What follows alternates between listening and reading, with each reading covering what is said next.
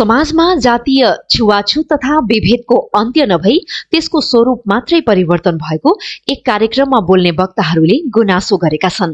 तिलोत्तमा नगरपालिकाको आयोजना तथा सामाजिक जागरण विकास मञ्च रूपन्देहीको व्यवस्थापनमा जातीय विभेद विरुद्ध सामाजिक अन्तर्घुलन कार्यक्रममा बोल्ने वक्ताहरूले समाजमा अझै पनि जनचेतनाको कमीले जातीय छुवाछुत अन्त्य हुन नसकेको गुनासो गरेका हुन्। कार्यक्रममा बोल्दै तिलोत्तमा नगरपालिकाका प्रमुख रामकृष्ण खाँडले विभेद अन्त्य हुन सके मात्र संस्कारयुक्त समाज निर्माण हुने उल्लेख गर्दै सबै नगरवासीले यसमा ऐक्यबद्धता जनाउन आग्रह गर्नुभयो।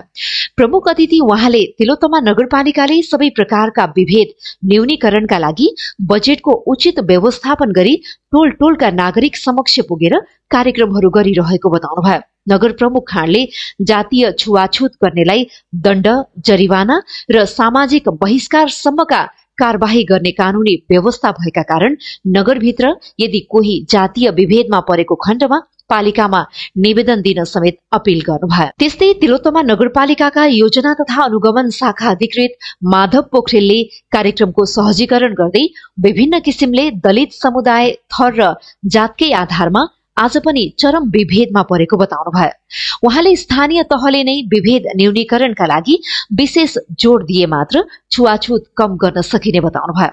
पोखरेलले संघ र प्रदेशले बनाएका नीति तथा कानूनमा रहेर स्थानीय सरकारले पहल कदमी अगाडि बढाउनु पर्ने खाँचो रहेको भन्दै त्यसका लागि स्थानीय सरकारवाला निकायले समेत सहकार्य गर्नुपर्नेमा जोड दिनुभयो। तिलोत्तमा वडा नम्बर 6 का वडा अध्यक्ष गणेश पाठकले पछिल्लो समय सार्वजनिक स्थानहरूमा आफ्नो वडामा जात र थरका आधारमा विभेद नभएको बताउनुभयो। यदि विभेदमा परे भनेर वार्डमा जो कोही नागरिक आएको खण्डमा तत्काल कानूनी प्रक्रियामा जाने प्रतिबद्धता समेत जनाउनुभयो।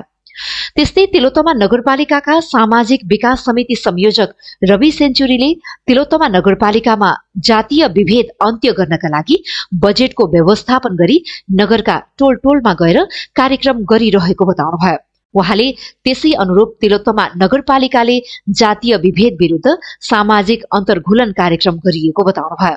यस कार्यक्रम पालिकाको 10 दिने अभियान मार्फत 6 स्थानमा गरिने बताउँदै समाज परिवर्तनका लागि सबैभन्दा पहिले व्यक्ति नै परिवर्तन हुनुपर्ने र सकारात्मक भावनाको विकास गरी जातीय विभेद गर्नु सामाजिक अपराध हो भनी नागरिकलाई बुझाउन पनि अन्तर्घुलन जस्ता कार्यक्रमको आवश्यकता परेको बताउनुभयो।